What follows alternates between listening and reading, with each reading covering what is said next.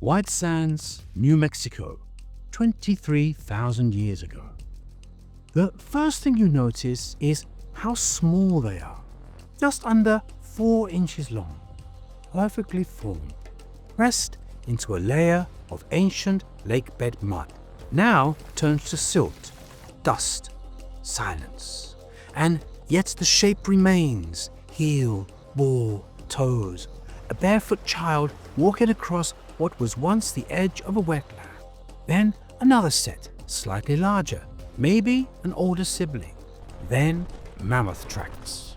Giant 3-toed indentations crisscrossing in the opposite direction.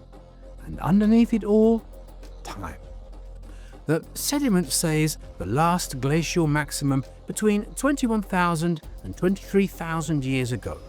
That's the peak of the last ice age, the period when North America was locked under a mile of ice, when the Bering Land Bridge was supposedly impassable, when, according to textbooks, no human had ever set foot in the Americas. But in 2021, a team led by Matthew Bennett published a paper in Science. They used radiocarbon dating on seeds from Ruppia scherosa, a freshwater plant growing in the lake's edges. These seeds were found above and below the footprints, meaning the prints were sandwiched in time. Are the results? A firm, clear window, 21,000 to 23,000 years ago. Immediately, critics began circling the seeds they said might have absorbed ancient carbon, skewing the dates. Maybe the lake had carbon reservoirs. Maybe it was all an illusion. So, in 2023, the team went further. They returned with optically stimulated luminescence, OSL, a method that doesn't rely on carbon but measures the last time sediment grains saw sunlight. The OSL dates? Same result. The footprints stayed frozen in time, late Pleistocene, glacial maximum, human presence, undeniable. Let that sink in. A child ran across this wetland over 10,000 years before Clovis hunters made their spear points. This wasn't the first chapter of human America. It wasn't even Act 1. It was something else. Something we were never supposed to see. There are over 60 human prints in the sequence. Some show signs of slipping, suggesting wet ground. Some suggested burden carrying from pressure patterns in the heels and arches. It's not a single moment. It's movement over time. A place people returned to, passed through, lived in. And that's where the real problem begins.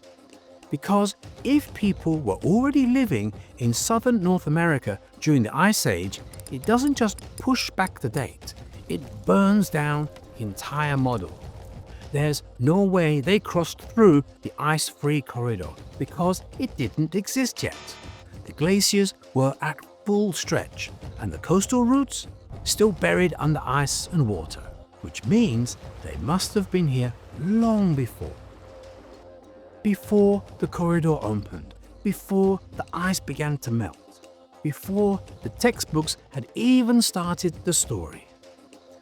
The White Sands site is forensic, it's visual. This wasn't a flake of stone debated for decades in academic papers. This was a human foot, left behind by someone we'll never meet, in a world we never thought they entered. And for years, that footprint stayed hidden, not because it was buried, but because we weren't ready to see it.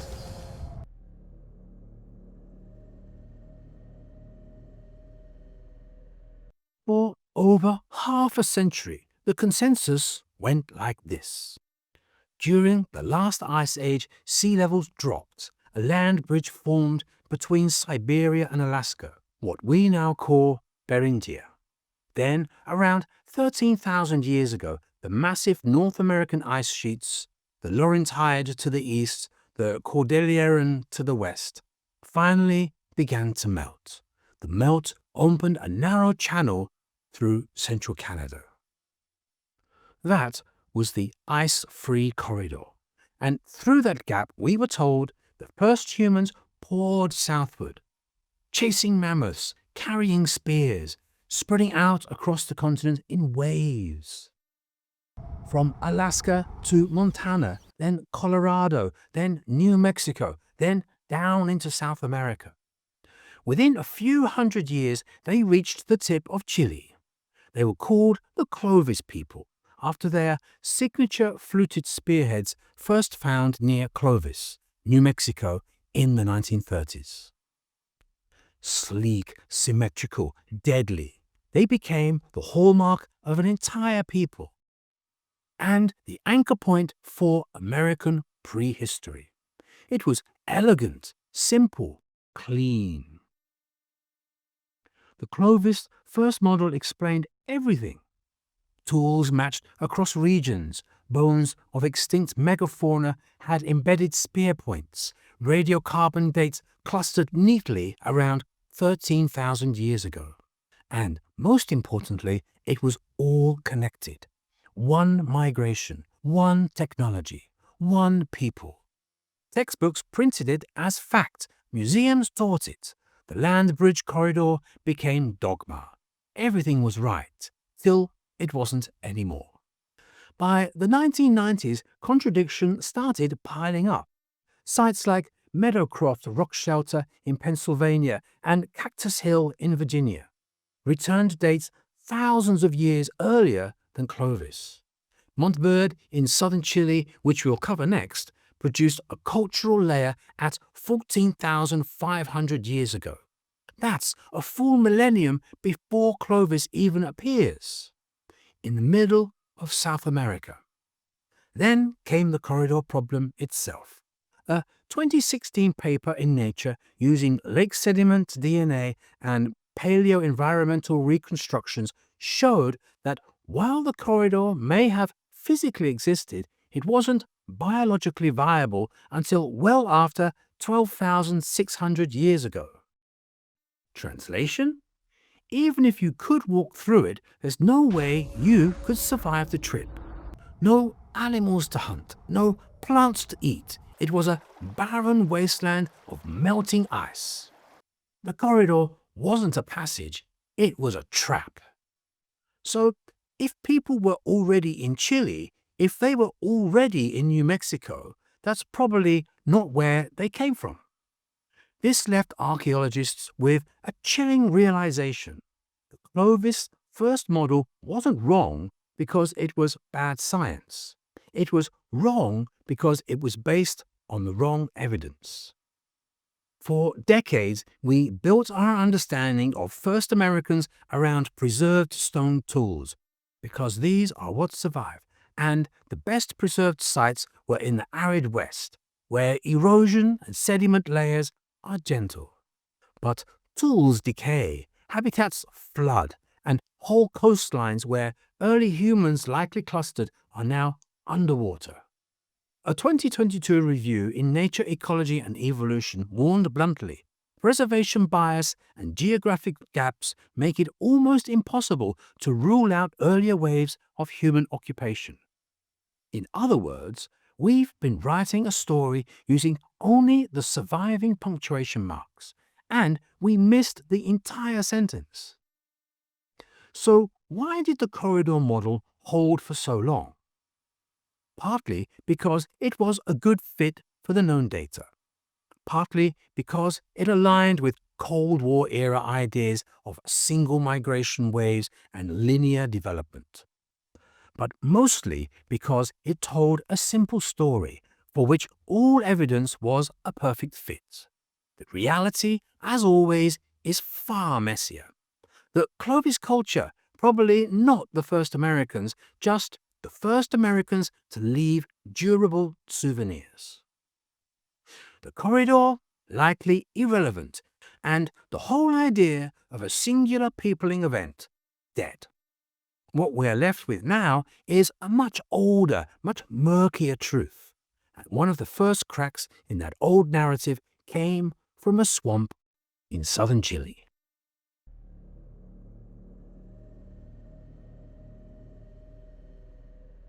It started with a piece of wood, then a stake, then footprints, then fire.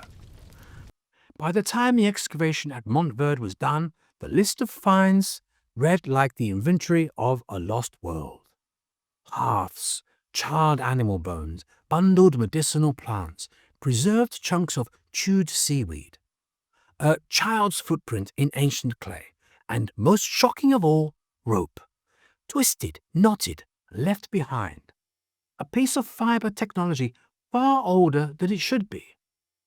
This was 1977, and the man who unearthed it all was Tom Dillehay, an American archaeologist who had no idea he was about to step into one of the biggest archaeological fights of the century. Because the charcoal layers and preserved organics at Verde, meticulously dated by 14 independent radiocarbon samples, pointed to one thing: human occupation, 14,500 years ago, at a time when, according to nearly every accepted model, humans weren't even supposed to be in the northern Great Plains, let alone deep in Patagonia. It was quite literally impossible, and that's why most of the field called him a liar. The backlash was immediate and brutal. Contamination, misinterpretation. Maybe the dates are right, but the site isn't human. Dillehay's name was dragged through the symposiums and conferences. Funding stalled. Publications hesitated. He was accused publicly of chasing fame. It didn't help that Verde was in Chile, far from the American Southwest where Clovis was king, far from the academic centers of power. But Dillehay kept digging, kept dating, kept defending, and eventually they had to listen.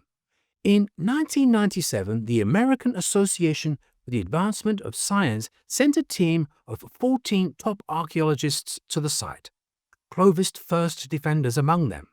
They reviewed the evidence firsthand. They walked on the site. They checked the samples. And in a stunning reversal, the verdicts came back unanimous. Verde was real. The dates were solid. And Clovis was not first. The model collapsed, and the textbooks were forced to change. But here's the part I hid from you. The name isn't Verde. It's Verde II. It implies a Verde I. In this lower and earlier layer, Dillehay reported a scattering of stone flakes, crude hearths, and possible bone tools. The dates? Possibly as early as 33,000 years ago. The evidence was fragile, inconclusive, but it was there. Enough to raise the question: if the upper layer proves humans lived here 14,500 years ago, what do we call the layer beneath it? Dillehay has remained cautious. He never claimed Verde I was proof, but he didn't dismiss it either. And that's what makes this case so powerful. Because the confirmed layer at Verde didn't just prove humans were in South America before Clovis. It proved they'd already been there long enough to build homes and gather seaweed, boil water, carry string, and raise children. They weren't rushing through. They were living there. And if people were in South Chile 14,500 years ago, how early did they really arrive? And how many of their stories did we already miss? Verde wasn't an isolated anomaly. It was the first domino. And as we'll see next, others began to fall, in places even further from the center, with claims even older and consequences even harder to ignore.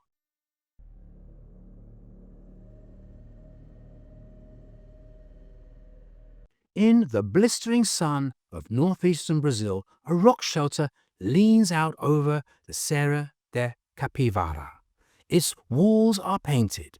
Red ochre humans, animals, handprints, dots, and spirals. Some faded, some vivid. And beneath that cliff, inside the dust of time, near the guidon, struck a match. An archaeological one, the kind that sets off fires in academic departments for decades. Because at Pedra Furada, Guidon didn't just find rock art. She found charcoal, stone tools, heated rocks, scattered stones, and a date that would rewrite everything. 33,000 years ago. For context, that's twice as old as Monte Verde, 3 times older than Clovis. It's not just early, it's impossible. And yet the radiocarbon samples kept coming. Charcoal layers stacked deep in the sediment, some going back even further. She claimed one feature might be 48,000 years old. If true, that would place humans in South America before Neanderthals disappeared from Europe. And that's when the backlash turned nuclear. For years, Guido's name became synonymous with controversial. She was accused of misreading natural processes, that the charcoal came from natural fires, that the stone tools weren't tools at all, just fractured rocks from ancient landslides. She responded by showing that the stones were knapped intentionally, that they bore repetitive flaking patterns, retouched edges. She published paper after paper, brought in teams from France, brought in Verde. In 2013, Verde and colleagues published a study in Journal of Archaeological Science analyzing the so-called tools. They found clear signs of manufacture. Flakes struck from cores using predictable methods. Use-wear analysis showed signs of cutting and scraping. If this was all natural, it was the most tool-like accident in Earth's history. But it didn't matter. Most archaeologists didn't want to hear it, because accepting Pedra Furada meant scrapping the map. Here's the real reason why this site remained radioactive. It's not just the age, it's the location. Southern Brazil, deep inland, thousands of miles from Beringia. No glacial corridor, no coastal highway. If Pedra Furada is real, the first humans didn't come down from Alaska. They came some other way. Earlier, slower, messier, maybe across the Pacific, maybe in waves, maybe long before the glaciers peaked. It wasn't just unorthodox, it was archaeological blasphemy. And there wasn't just one site. The Serra de Capoeira region contains over 1,000 archaeological locations. Guidon's team found evidence of repeated occupation, kilns, debris fields, animal remains. They uncovered fragments of burned bones with cut marks. One side showed what looked like stone hammers and anvils, alongside pigment processing stones. Even if the oldest layers are disputed, the more conservative ones still suggest human presence at least 20,000 years ago. Still, far older than Clovis or even Monte Verde II. But few archaeologists went back. Most preferred to pretend Pedra Furada didn't exist.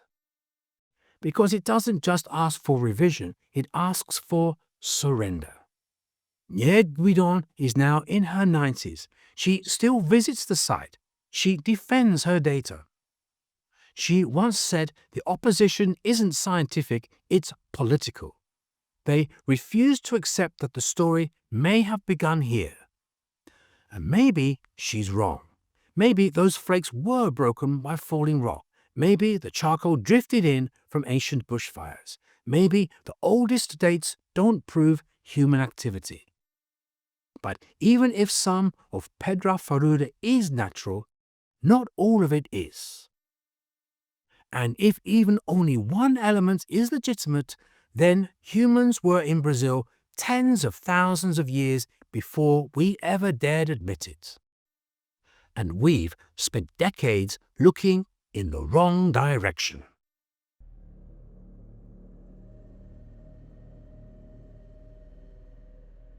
Here's one thing about early humans. They don't leave much behind, especially not when they're few or mobile, and definitely not when time, geology, and erosion are working against them. The silence in the archaeological record isn't because no one was there. It's because the earth cleans up after us. And deep time is an excellent janitor. Let's say you were one of the first Americans. You traveled in small groups, maybe 15, 30 people. You lived along the coast because it was warmer, wetter, and rich with shellfish and seals. Your shelter was made of brush or hide. Your tools, mostly bone, wood, fiber. Soft materials that don't fossilize. You stayed a few weeks.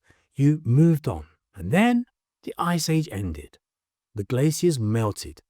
Sea levels rose by over 120 meters. That entire coastline, your entire world, vanished underwater.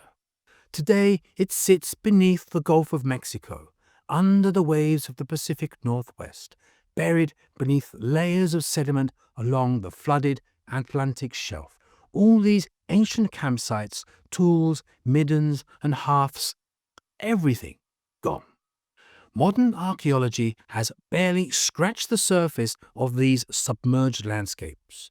According to a 2021 paper in Quaternary Science Reviews, over 20 million square kilometers of previously habitable land is now underwater. Of that, less than 5% has been explored for prehistoric human activity. And most of the tools we use, LiDAR, sonar, ground-penetrating radar, can't even reach the best preserved areas. And if that's not enough, the preservation odds on dry land are even worse. In a 2013 study in Science Advances, researchers showed that high humidity and temperature destroy organic material in tropical and subtropical regions within decades. And where did early humans likely live? Basically, where the water and food was. Coastal tropics, river deltas, wetlands, floodplains. The exact places where the archaeological record melts away. Even the record we do have is paper-thin. A 2020 natural communications study modeled prehistoric data loss and estimated that less than 1% of all human-made artifacts from the Paleolithic period still exist in detectable context.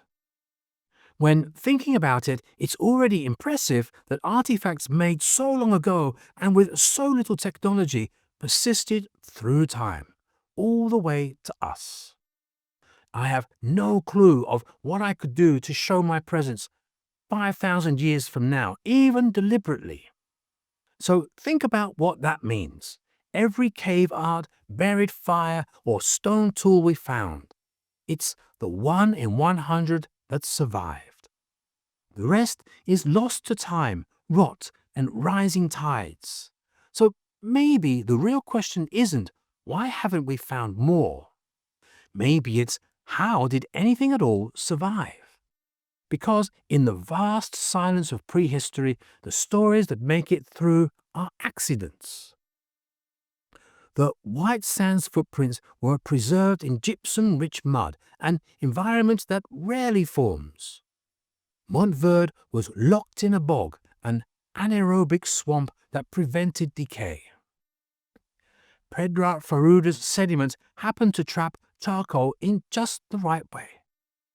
Topaz sand layers shielded flakes beneath meters of sterile deposits.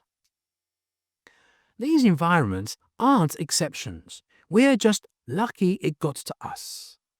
The survival of memory, when stretched across 50,000 years, is a lottery. And we've been mistaking the winning tickets for the whole story. So when critics point to the gaps, when they say, where are the critics? When they say, where are the cities? Where are the bones? Where are the roads and temples and walls? They're asking the wrong questions, because those things don't survive from the deep Paleolithic. They weren't even likely to exist. These were nomadic peoples in a wild, shifting world. What survives are the outliers, the strange cases, the footprints, the embers. Faint voices from people we're still not sure we're ready to hear. Faint voices from people we're still not sure we're ready to hear.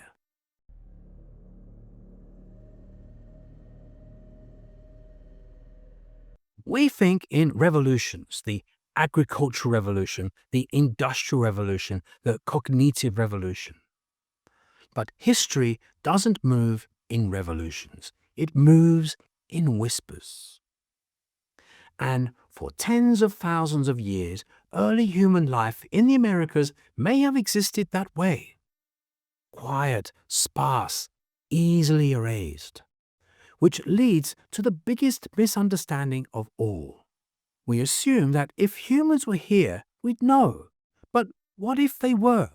And their world was just too small, too scattered, too fragile to leave a legacy we could find. Anthropologist Stephen Shannon once said, "Innovation isn't about intelligence, it's about numbers." Think of it this way. If a person invents something, a better spear point, a new way to dry meat, that knowledge only survives if it's passed on. And to pass it on, you need a population big enough to retain the knowledge, lifespans long enough to teach, a network stable enough to keep information moving. This is what's called cumulative culture, or even ratchet effect. This is the logic behind cultural drift. It's the reason why early symbolic behavior, ochre cavings, shell beads, engraved stone sometimes appear in the record and then vanishes for tens of thousands of years. Not because the humans forgot how to think, because there weren't enough of them to carry the flame. This is what archaeologists Power Shannon and Thomas explored in a landmark 2009 paper in Science. They built models showing that population size and connectivity were the key triggers for cultural takeoff. Not intelligence, not even tools, just enough people living close enough for long enough to hold on to what they learned. Below a certain threshold, everything is forgettable. Above that threshold, things explode. That's most likely what happened around 14,000 to 12,000 years ago. A population boom, probably fueled by better climate, easier terrain, and new tools. Suddenly, Clovis appears, not as the first humans, but as the first networked humans. But the ones who came before, they burned fast and low. And archaeology doesn't remember flickers. So when we find one anomalous date, we assume it's an error. When we find two, we argue over context. But when we find 5, 6, 7, from White Sands to Monte to Pedra Furada to Topper, maybe it's not the evidence that's the problem. Maybe it's the threshold we've set for believing it. This is what makes the 50,000-year-old data Topper plausible. Not likely, not confirmed, but possible. A few groups might have crossed the Bering's Land Bridge or island hopped down the Pacific coast, or even made it from other, now submerged routes. They might have reached the Americas 30,000, even 50,000 years ago. And then they blinked out. Disease, starvation, a failed generation. Or maybe they just moved, merged, and dissolved. There's so many reasons we could just have vanished, especially considering America's wildlife at the time and overall climate, especially in the north.